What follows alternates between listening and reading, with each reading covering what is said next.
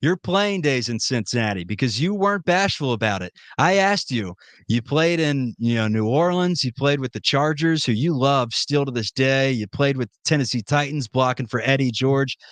You are on the record saying that your time in Cincinnati, especially your last year there, was somewhat of a train wreck. As we know, any Bengals fan knows, 2002 was not a great year. Take me into just the locker room and the culture at that time in Cincy. Well, for one, I love Dick LeBeau. I thought some of the coaches were absolutely amazing, but we had some guys that just didn't really love football. You had Tequil Spikes, a great player, loved football. You had Willie Anderson. So there were some great players, that Corey Dillon, some great players, but there was a lot of guys, Kitna. But then we had the guy, Achille Smith. Everyone thought this was going to be, the next thing since sliced bread. I mean, it was crazy kind of going through with some of these guys, and Scott Mitchell, bless their hearts. Guys couldn't play football. They just didn't have it. And so, you win 2 games. You're the laughing stock of the NFL. It was tough, but you know what? To the credit, there were some guys there. I don't want to say everyone didn't try hard. I mean, I made the Pro Bowl that year, so that was the first Pro Bowl I made. So I was glad I did something right. But I'll tell you what, it was a humbling experience. But I didn't think Cincinnati, because only 4 hours from Tennessee. I thought, okay, you leave Tennessee, Cincinnati's right up the street. I thought it would be just comparable kind of place. Totally different. The Dirty Natties, totally different than Tennessee, guys. Totally different. No, I love that. And it's going off that Corey Dillon. So you still somehow squeaked out with a Pro Bowl appearance after, we were wearing, garbage bags over our heads at the games, winning 2 games a year. But I was looking through just because, obviously I remember you as, you were like my generation's fullback, and I was looking through the stats and I'm like, you basically blocked for a 1,000-yard rusher. I think it was 10 consecutive years in a row. Why the hell didn't one of these teams just lock you in for 8 years? Because it just seemed kind of like you were going from team to team. And I'm like, I'm no GM, but give me Lorenzo Neal on a lifetime contract. Yeah, you know what? I appreciate that. Appreciate the vote of confidence. I'll tell you right now, the fullback position, that, man. They don't respect it and they don't value it. I think I tell this story all the time. Charlie, you could appreciate this. You know what? I remember being in grade school, and his teacher, kindergarten, the teacher, I think, and she said, Mr. Cole, that's his name. He said, hey, look, I want you guys to bring whatever your favorite fruit or vegetable to school, and you're going to have show and tell, and I want you guys to talk about it. I go home and I tell my grandma. Her name was Viola. Oh, Grandma, she said, son, I want you to bring this onion. I said, what, Grandma? The onion. And she gave me a story, and she told me what to tell them at show and tell. And she said this. She said, you know what? People, the next day, they were bringing in flowers and roses and, pretty tomatoes and strawberries and cherries. And they were talking about how voluptuous and how sweet they were, right? And I told my story. I said, you know what?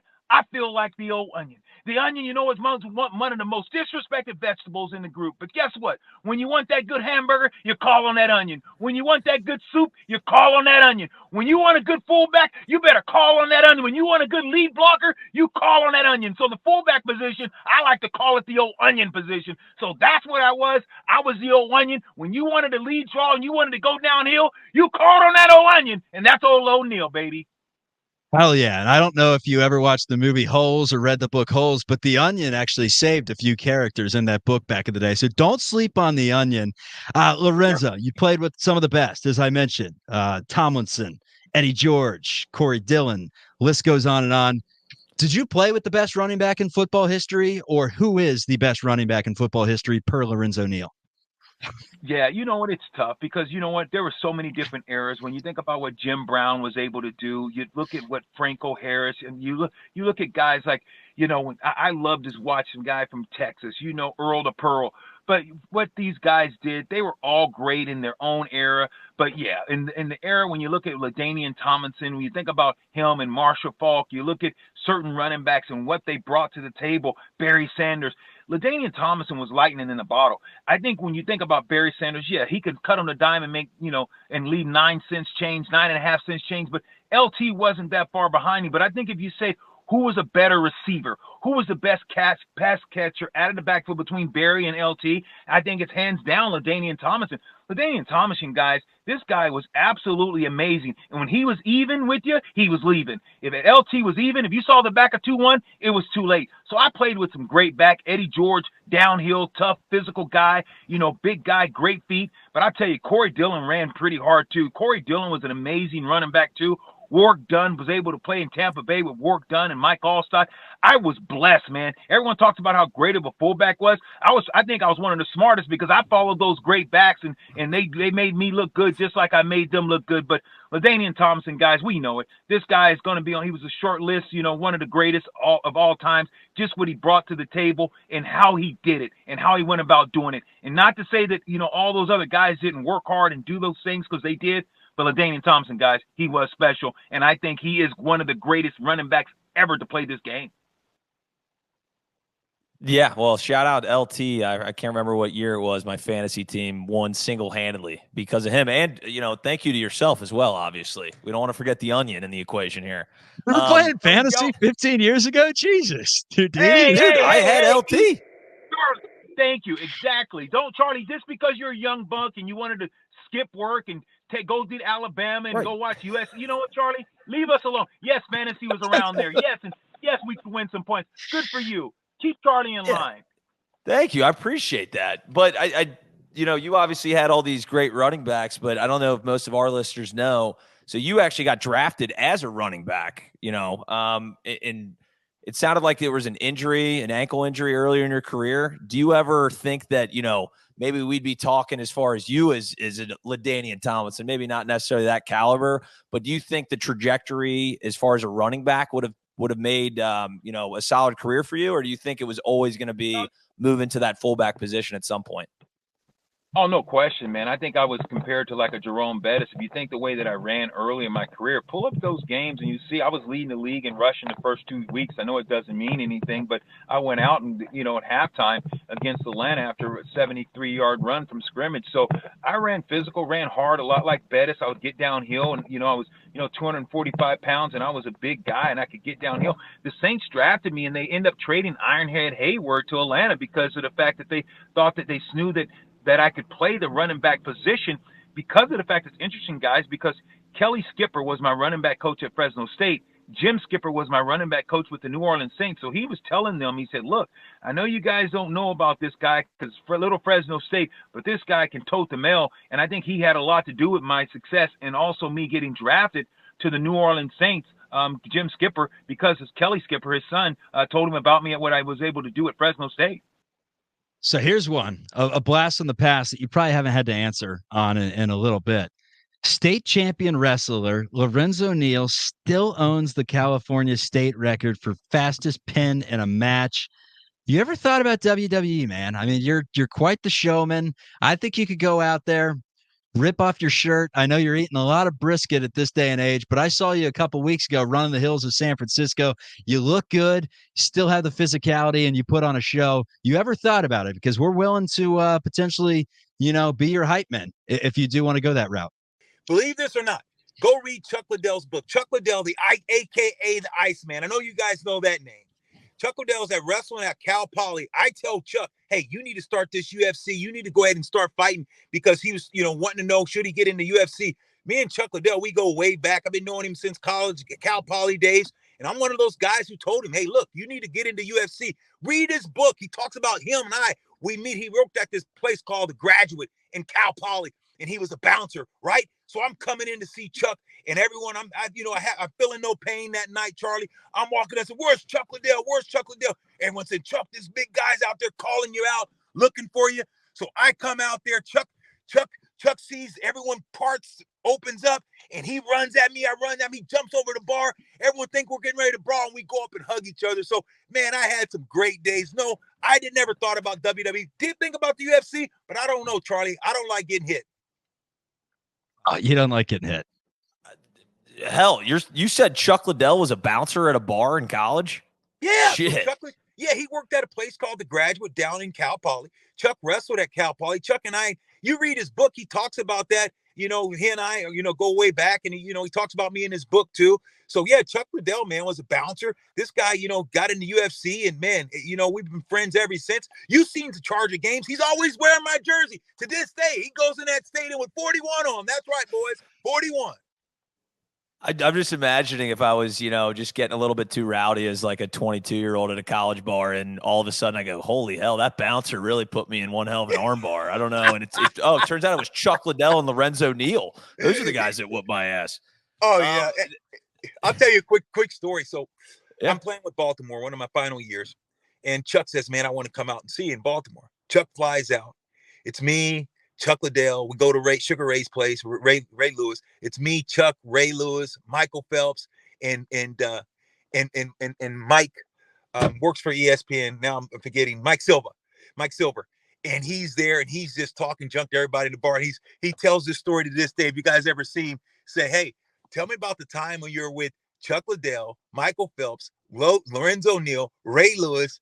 How tough were you feeling in the middle of the bar? So we're all hanging out, man. We had a great time. So, man, I've been around, blessed, man. I've met so many guys and had such a great fun with so many of these different athletes and entertainers, man. It was awesome. Oh no, I bet. Maybe one day we'll get me and Chuck to hang out with you guys. It sounds like we'd fit right in there. Absolutely. I did have. I know we're keeping you late, but I did have one question for you. It's on Pacific time. We're not keeping him. Oh late. yeah, you're right. Like, Shit, I'm the one that it's late for me. I'm out in Eastern.